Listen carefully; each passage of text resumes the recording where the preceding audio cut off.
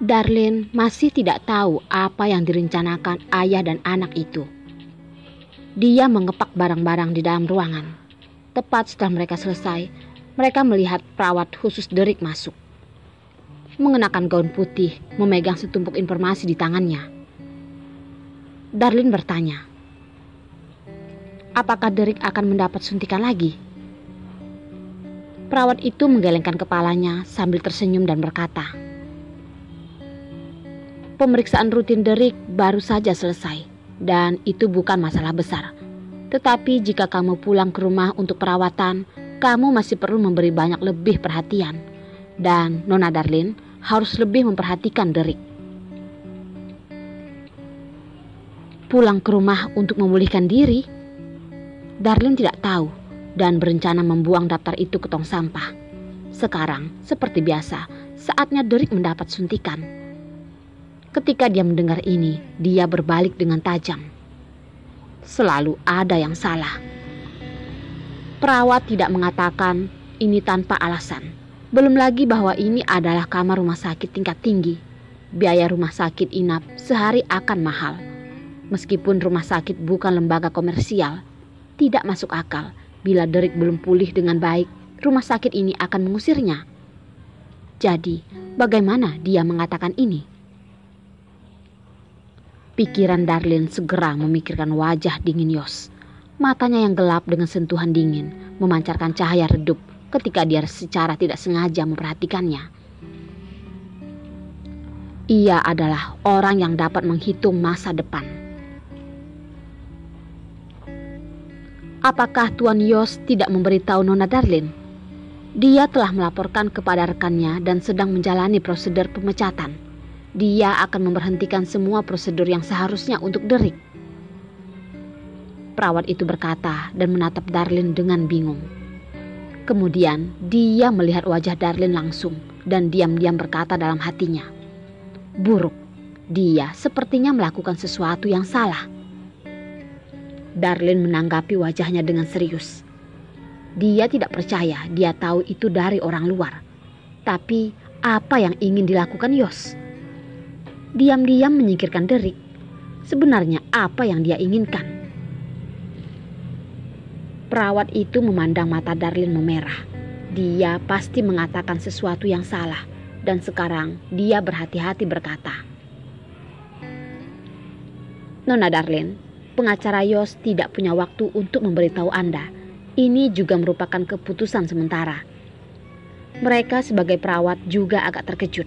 Kalau tidak, kamu harus bertanya pada Tuan Yos dulu. Dan dia pasti akan memberitahu Anda. Darlene mengeraskan rahangnya dan berkata, muncul dari mulutnya, ya, terima kasih. Aku akan pergi mencarinya. Sampah di tangannya pun dibuang ke kamar dan dia bergegas ke kamar Yos. Sepanjang jalan, Darlene hanya merasa bahwa kemarahan di dadanya bergerak ke atas dan dia tidak bisa menahannya lagi. Nona Darlene? Kedua pengawal itu sedikit mengangguk pada Darlene dengan ekspresi hormat di wajah mereka. Darlene tidak mengangkat kepalanya, melangkah ke ruangan dengan langkah besar.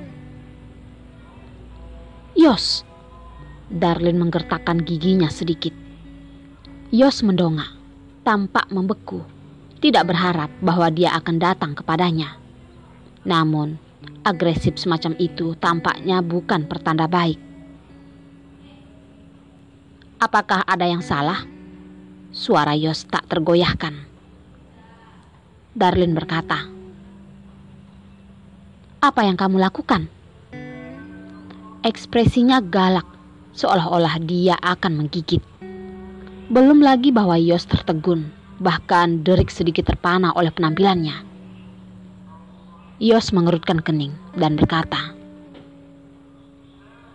Darlene, jika ada sesuatu untuk dikatakan, jangan katakan itu dengan tidak jelas. Oh, oke, aku bertanya padamu. Apakah kamu meminta seseorang untuk memindahkan Derek ke rumah sakit lain? Dan kamu tidak berencana untuk memberitahuku? Apa yang ingin kamu lakukan, Yos? Kamu membiarkanku masuk ke dalam ruangan kosong, dan kemudian membiarkan aku supaya tidak dapat menemukannya lagi. Yos, bukankah perjanjian kita juga merupakan alasan yang membuat kamu menahanku? Darlin melangkah maju untuk menarik Derek ke dalam pelukannya, dengan mata merah untuk menuntut. Yos merasa dahinya menegang tiba-tiba, dan dia diam-diam mengatakan neraka. Dia tidak tahu apakah harus memarahi Darlin atau perawat kecil yang memberi taunya. Keluhan Darlin masih berlangsung. Jika aku tidak mendengar perawat itu mengatakan hal ini, Yos, apakah sore nanti aku akan disambut dengan kamar kosong? Apakah kamu memiliki hati nurani? Apakah kamu setuju dengan hal ini?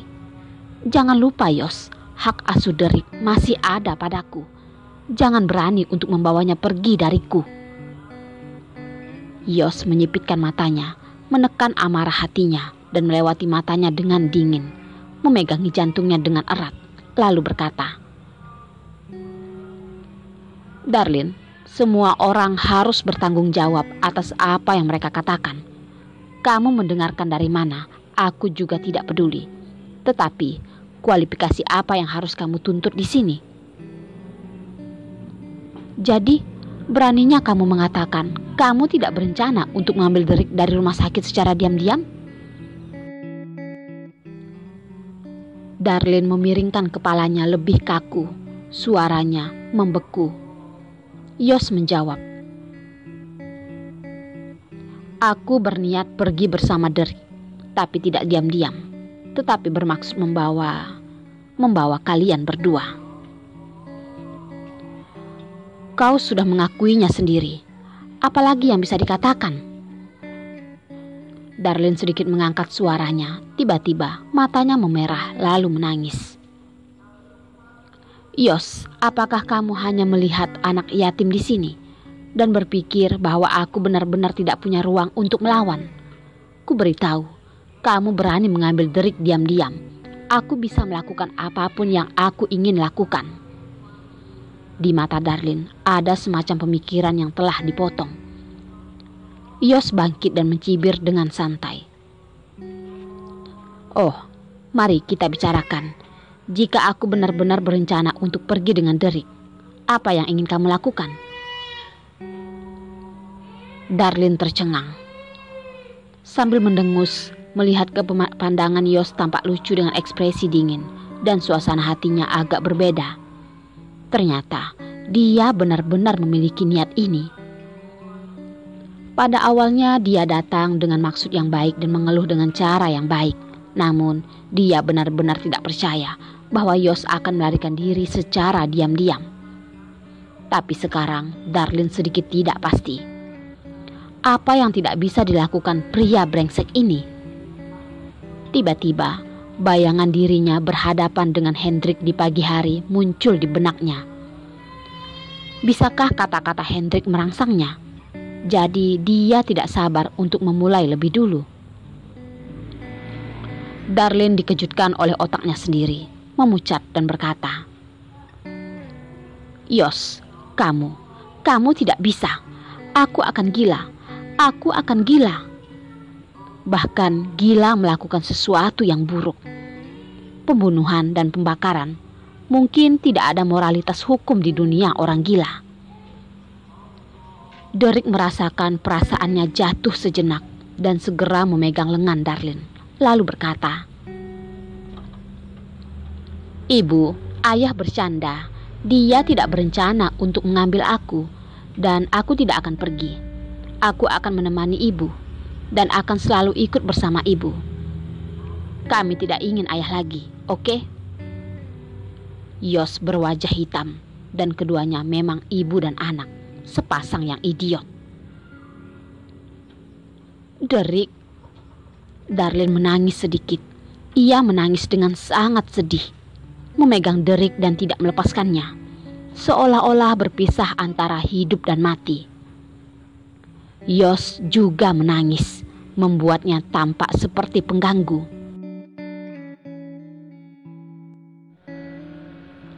Malam sudah larut. Jane keluar dari rumah sakit dengan wajah yang tidak enak dilihat. Dengan tangan yang membawa makanan dan sup dibuang ke tong sampah dengan marah. Yos telah menolaknya seperti ini. Dia menghilang tanpa jejak dalam waktu sehari. Pikirkan orang-orang yang melihat simpatinya ketika dia berada di rumah sakit. Dan Jane memiliki keinginan untuk membunuh. Yos, Darlin. Jane menggertakkan gigi dan matanya merah dengan cahaya yang ganas. Mereka semua menyebalkan. Dia pasti akan melakukan perhitungan dengan mereka. Ketika Jane kembali ke rumah, wajahnya yang pucat dan ekspresi jelek yang samar memprovokasi Gisela dan Jerome. Gisela dengan sedih maju dan memegang Jane dengan khawatir dan bertanya, "Apa yang salah? Apakah kamu tidak pergi ke rumah sakit untuk melihat Yos? Mengapa kamu kembali begitu cepat?" Jane mendorong Gisela menjauh dan tampak cemberut. Berjalan ke sofa dan duduk. Menatap langsung ke Gisela yang menatapnya. Tampak tegas berkata, "Hei, aku ingin kau membantuku mencari tahu kemana Yos pergi sekarang." "Kamu bilang Yos sudah pergi?" Gisela mengerutkan kening dan berteriak. Jane menundukkan kepalanya dan tidak berbicara.